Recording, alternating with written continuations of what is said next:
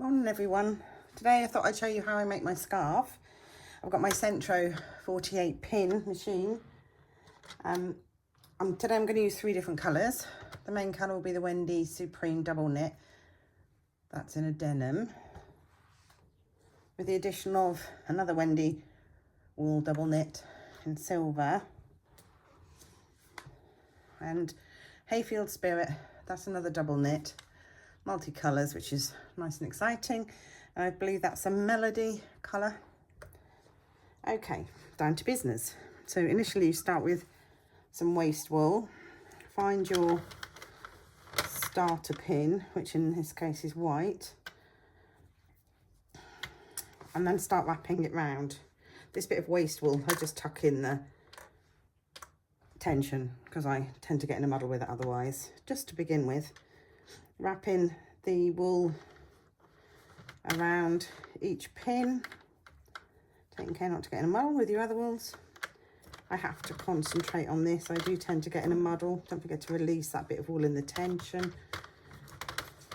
Back and forth, all the way round.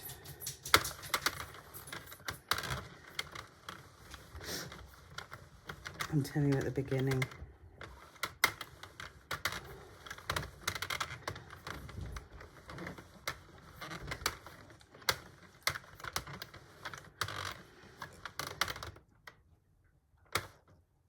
Back at the, when you get to the white one, go around the back of that and then bring your wool forward. Tuck it in your groove. Just stick it into the one of the tensions because this is just the waste wool. Okay, just do a few rounds of this. There we go.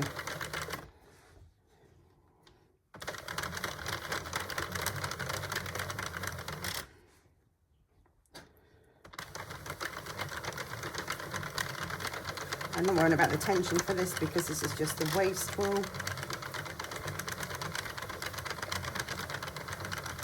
I tend just to do about 5 rounds. But what you do want to do is end with the white pin. I think that's going to have to be it because I haven't got much wool left. Oops. Then I'm going to start with my main colour, which is the Wendy denim colour. Find the end. Always interesting when you've got a new ball of wool. There we are. Being careful when you cast on with a different, when you add a different colour, that you don't end up with some missed stitches. So holding the waste wool and the new colour, put it through the groove. On this knit, I'm putting it through the tension twice, the tightest and the middle one. Then holding that, just keeping an eye on it for the first few stitches. Once you're happy that it's catching okay, then you can carry on. I've also found that my counter, although I've only had my machine just over a month, it doesn't work very well. So I purchased this. Doesn't help when you throw it on the floor. Just a little stitch counter. I got it from Amazon and reset it to 0, and then I count every row I do. It can be a bit tedious, but I don't trust the counter on my machine, unfortunately. So making sure you've got some spare wool coming through so you're not getting in a muddle. You're just stitching slow or as quick as you want to go. That's 2 rows. Again, making sure you've got enough slack in your wool. You don't want to add to the tension that you've already decided on. I normally have my wool in a box, but I'm standing the camera on the box, so I'm going to have to find something else. I'll come back to you when I change the next colour. Okay, so we're back. 24 rows in. So the last row coming up, wanting to end with the white. Then just let me get you in a bit here. Cutting myself not too long, don't want to waste my wool. because I want to change this colour. I'm going to now opt for the silver and a basket, put my wool in. I know I can get a holder that would spin round my wool on, but some of my wool is not in the same sort of wrapping, so I don't know whether that's going to work, and I've spent a lot of money on this, so I can't really afford anything else yet. So got my denim wool, pull that forward, got my new wool, going to put that through the groove, have a little bit to hold on to, and then tuck it into my tension, again using the tighter and the middle tension. So I've done 25 rows of this colour, and I'm now going to do 5 rows of the silver, then change on to the multicoloured one. When you deciding the order of your colours, this part of the knit is going to be like the bobble end, if you had a bobble, that bit. Took me a while to get that. I always thought it was going to be the bit you turn over, the rim, but actually this is the bobble bit. So I don't tend to make that too flamboyant, shall we say. Just keep that as the base layer. Okay, so again, as we did when we joined the denim to the waist wool, hold the 2 tails, you've got it in your tension, you've freed up some wool, and just slowly do your next few stitches until you're happy that it's catching.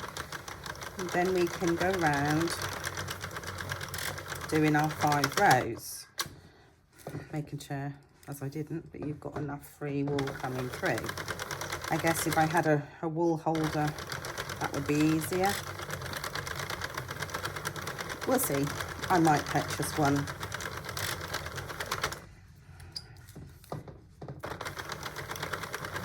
So we'll just keep going. So I'm going to add the other colour in a minute. And the other thing to point out to you that I found, where these two are, I want to knot them together. But I'm going to just wait till I've done a few rows so I can get to it easier. Because what you don't want to do is pull it tight, because that will pull the stitches within your hat. So I've got my 2 bits here. I tend to do very gentle couple of knots, and then the 3rd knot, and I'm making sure that it is tight. So that's now secure, and I'm happy with that, because that will be tucked within the hat when we make it, and because you don't sew the ends in on those bits. So 1 more row to go before we add the next colour, because it's 5 rows of this one in my pattern. So again, get to your white, cutting some off, not too much, because I don't want to waste wool, but on the other hand, not too much, not enough that I won't lose my stitches. Let me change my wool over. Oh dear, I'm opening a new one again. Let's see if I can get in a muddle with that. No, that's the wrong end. Here we are. Some of the ends are tucked in, some of the ends are just around the side. Okay, so now we've got our Hayfield Spirit double, which is our multicoloured one. So popping that in, holding that to the previous yarn, which was silver, going through the tension, the tightness of the middle one, making sure I've got a bit of slack in my wool, holding the tails, and then just stitching the next few. Happy with that, I can carry on.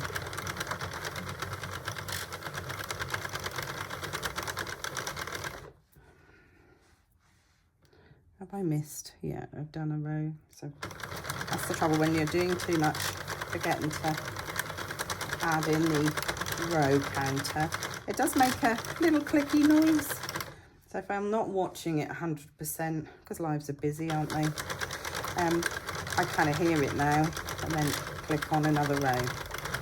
So coming up to my 5th row, doesn't take long. And again, back to the white counter, cut off a bit of a tail, bring that forward, swap my wool over, back to the denim, putting it in the groove, putting in the tension, holding the tails, so that's 35 rows, and off we go again. I do have a pattern that I've written down, and I kind of follow that.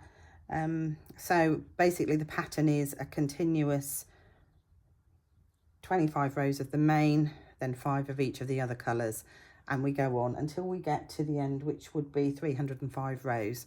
So I'm going to carry on with that and come back to you later. Okay, so we're well into the knit now. And sorry, I've said hat. I meant this as a scarf in the past bits. We've got a lot here, and it's sort of starting to slow the machine down, or feeling like it is. So what I've found is that if you gently, without pulling any stitches, roll the bits you've already made into a bit of a donut, yeah, it will just hang there without dragging so much. I find that helps. Okay, so we are 305 almost rows done.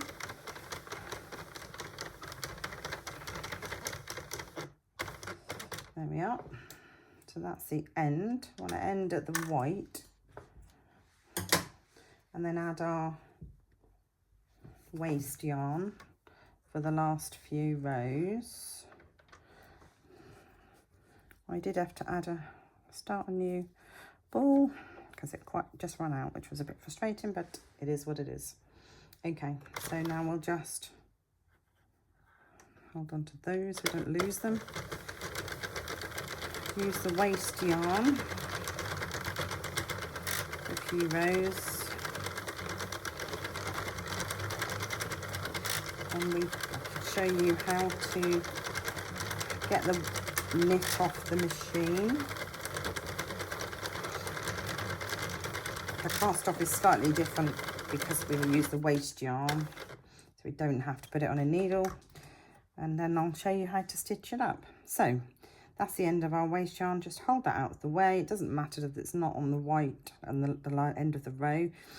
And then just slowly, I like this bit, turn it round twice, and that will then start to come off the machine. Be very careful when you handle it that you don't unravel any of your waste yarn. It might be better to add a few more rows waste yarn, but that was all I had, so that was what I used. Okay, I'll come back in a bit and show you how to stitch it up.